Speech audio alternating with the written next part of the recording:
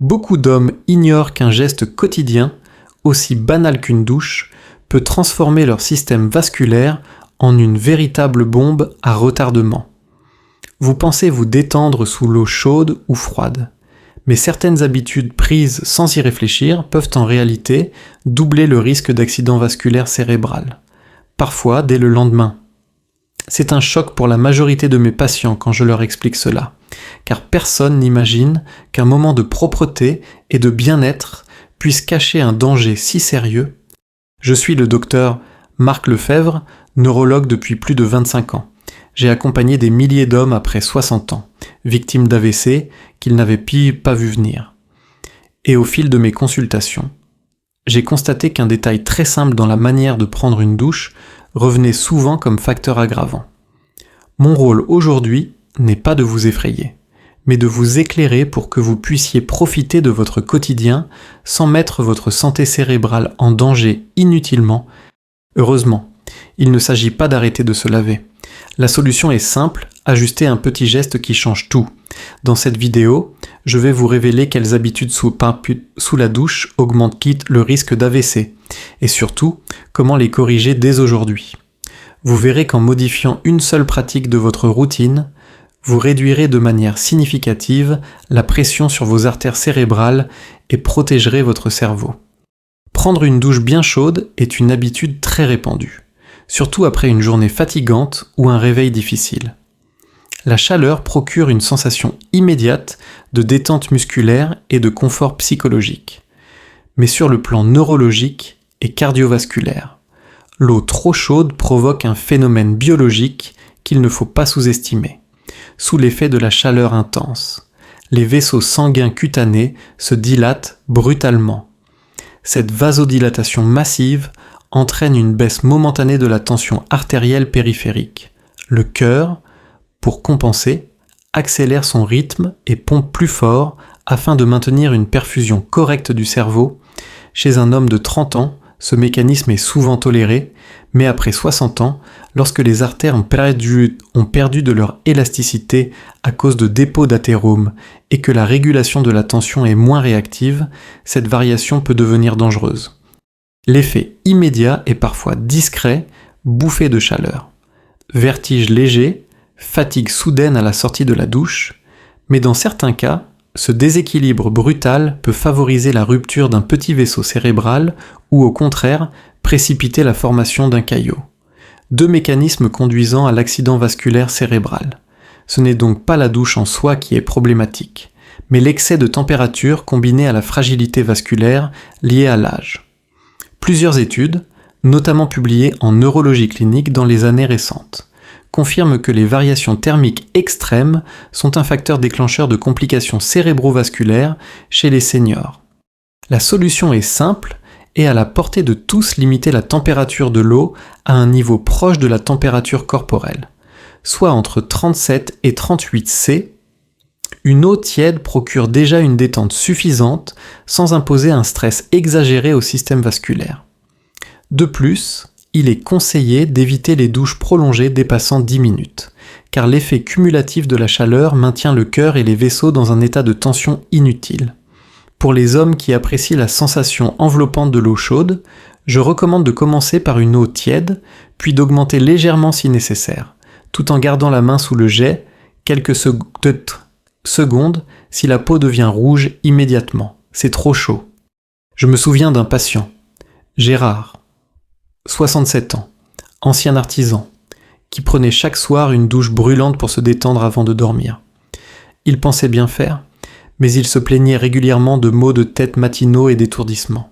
Après avoir mesuré sa tension avant et après la douche, nous avons constaté une chute brutale suivie d'une remontée excessive, un profil typique de variation dangereuse, en réduisant la température et la durée de ses douches.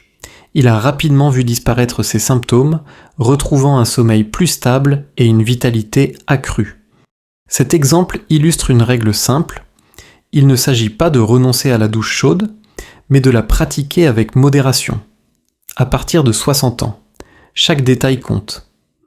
Ajuster la température de l'eau n'est pas un sacrifice, c'est un geste de prévention. Cela permet non seulement de réduire les risques d'AVC, mais aussi de préserver l'énergie quotidienne, la clarté d'esprit et la sécurité lors de la sortie de la douche, en transformant ce moment de routine en une attention consciente. Vous reprenez le contrôle sur votre santé vasculaire. À l'opposé de la douche brûlante, certains hommes prêts après 60 ans se tournent vers une autre habitude extrême, l'eau glacée, inspirée par les méthodes de renforcement popularisées ces dernières années. Ils pensent stimuler leur vitalité, leur circulation et même leur système immunitaire. Mais ce que l'on oublie souvent, c'est que le choc thermique provoqué par l'eau très froide a un effet direct et brutal sur les artères cérébrales et coronaires. Biologiquement, l'exposition soudaine au froid entraîne une vasoconstriction immédiate, les vaisseaux sanguins se resserrent pour conserver la chaleur interne. Ce mécanisme, bien qu'utile pour un organisme jeune et adaptable, devient un risque sérieux chez l'homme vieillissant. Après 60 ans, les parois vasculaires perdent de leur souplesse et les dépôts athéroscléreux rendent les artères plus rigides. Face à un froid brutal, la constriction n'est plus un simple réflexe bénin, elle se traduit par une hausse soudaine de la pression artérielle. Cette élévation rapide augmente le travail du cœur et accroît le risque de rupture vasculaire ou de déplacement d'un petit caillot. Dans ma pratique de neurologue, j'ai observé des patients qui décrivaient des palpitations, des douleurs thoraciques ou des vertiges après une douche glacée prise trop brusquement. Ces symptômes ne sont pas anodins, ils traduisent un déséquilibre que le cerveau et le cœur peuvent difficilement compenser. Cela ne signifie pas que l'eau fraîche soit interdite. Utilisée avec précaution, elle peut apporter un bien-être, stimuler la vigilance et tonifier la peau. La clé est d'éviter le choc direct. Au lieu de passer d'une eau chaude à un jet glacé, il est préférable d'adopter une transition progressive, commencer par de l'eau tiède, puis abaisser la température de quelques degrés en fin de douche. Cette adaptation graduelle permet aux artères de s'habituer et réduit considérablement le risque de variation brutale de tension. Une autre méthode douce consiste à appliquer l'eau fraîche uniquement sur les jambes et les bras, plutôt que sur la tête ou la poitrine, zone où le choc est plus dangereux pour la circulation cérébrale et cardiaque. Je pense notamment à Pierre, un ancien professeur de 64 ans, qui avait pris l'habitude de finir ses douches par une immersion glacée complète, après plusieurs épisodes de vertige et une sensation d'oreille bourdonnante, il est venu consulter. Ensemble, nous avons modifié son rituel, il a conservé son envie de fraîcheur, mais en réduisant progressivement la température et en limitant l'exposition au froid à quelques secondes ciblées, les symptômes ont disparu et il a retrouvé l'énergie sans les risques. L'enseignement est clair, l'eau froide n'est pas un danger en soi, mais son utilisation brutale peut déclencher des réactions dangereuses, surtout après 60 ans. Le corps à cet âge demande des transitions douces, pas des chocs extrêmes. En respectant cette règle, vous pouvez profiter des bienfaits du froid tout en protégeant vos artères cérébrales et en réduisant le risque d'AVC. Un petit ajustement dans votre routine fait une grande différence pour la sécurité de votre santé neurologique. Un autre geste trop souvent banalisé, mais pourtant critique après 60 ans, est la façon de sortir de la douche. Beaucoup d'hommes, pressés ou habitués à des mouvements rapides, se redressent et quittent la cabine d'un geste brusque. Ce simple réflexe peut entraîner une chute brutale de la pression cérébrale, appelée hypotension orthostatique. Sur le plan biologique, lorsque vous passez rapidement d'une position assise ou accroupie à une position debout, le sang a tendance à s'accumuler dans les jambes sous l'effet de la gravité. Normalement, le système nerveux autonome réagit immédiatement en resserrant les vaisseaux sanguins et en accélérant légèrement le rythme cardiaque pour maintenir une bonne irrigation du cerveau. Mais après 60 ans, ce mécanisme de régulation est souvent ralenti, ce qui provoque un délai entre la chute de pression et la correction par le corps.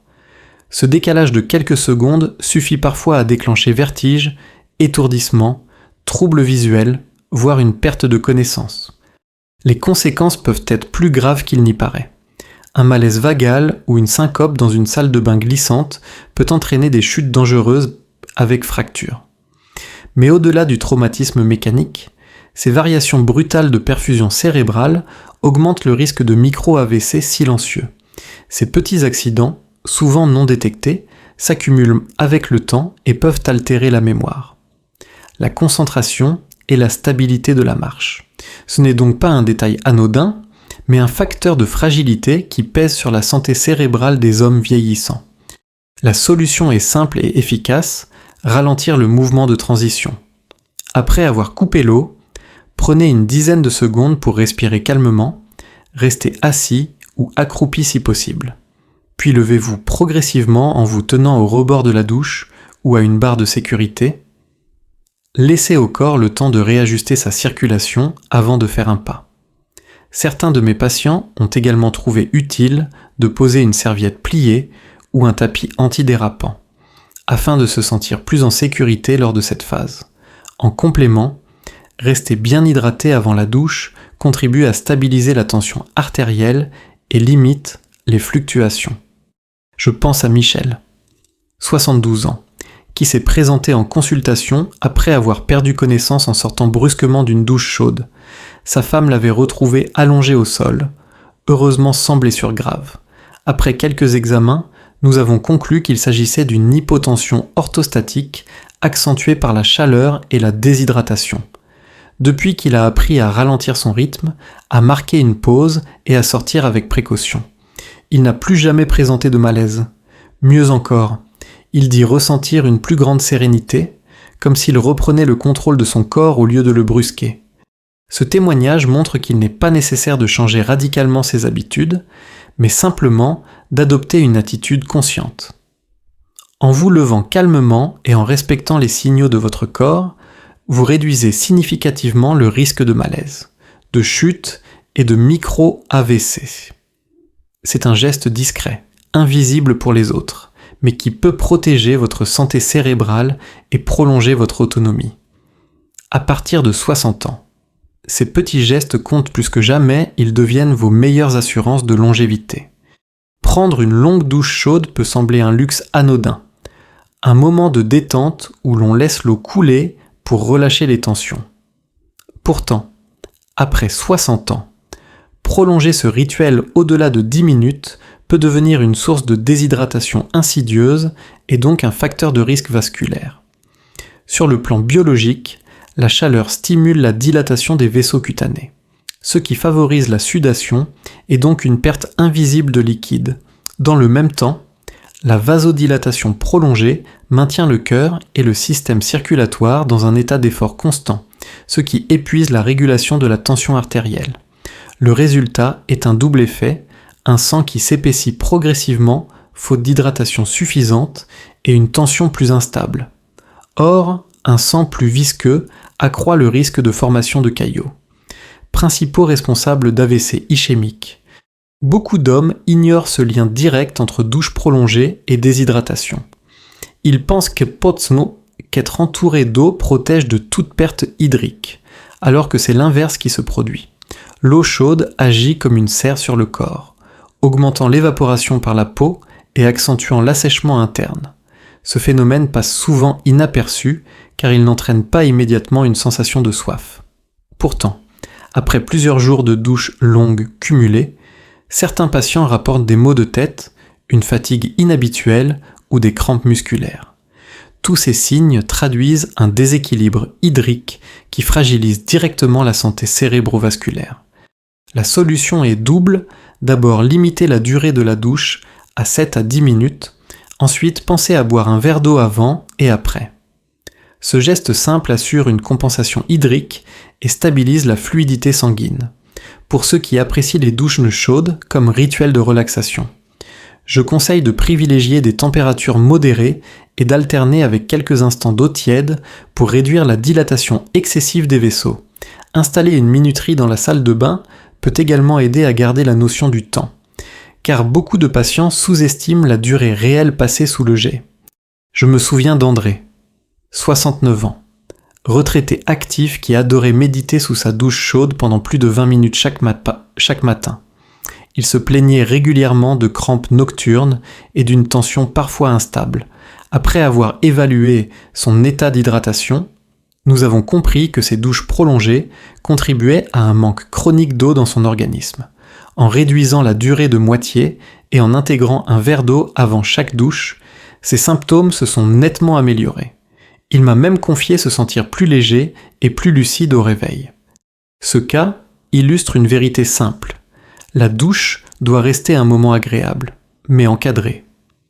À partir de 60 ans, chaque minute supplémentaire passée dans l'eau chaude est un poids supplémentaire sur vos artères et sur la fluidité de votre sang. En limitant le temps et en vous hydratant correctement, vous transformez une habitude banale en un geste de prévention puissant contre l'AVC. Ce n'est pas la durée qui fait le bien-être, mais la conscience avec laquelle vous prenez soin de votre corps. Vous l'avez compris, il n'est pas question d'abandonner vos douches, mais d'en faire un rituel de santé et non un risque caché, en évitant l'eau brûlante qui dilate trop vos artères. En vous méfiant du choc de l'eau glacée, en prenant le temps de sortir calmement et en limitant la durée pour ne pas vous déshydrater. Vous transformez un geste quotidien en une véritable barrière de protection contre l'AVC.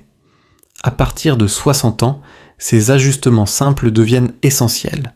Ils ne sont pas là pour vous rajeunir artificiellement, mais pour vous permettre de rester vous-même un homme lucide, mobile et maître de sa vitalité. Chaque douche devient alors plus qu'un moment d'hygiène, un acte conscient, une preuve de respect envers votre cerveau et votre avenir. Si ce message résonne avec vous, tapez 1 dans les commentaires. Partagez cette vidéo avec un frère, un père ou un ami qui prend ses douches sans y penser et qui pourrait en tirer profit. Et surtout, abonnez-vous à Clé de longévité pour recevoir chaque semaine des conseils simples, humains et pensés pour votre âge. Ensemble, faisons de vos habitudes quotidiennes des alliés de votre longévité et non des pièges invisibles.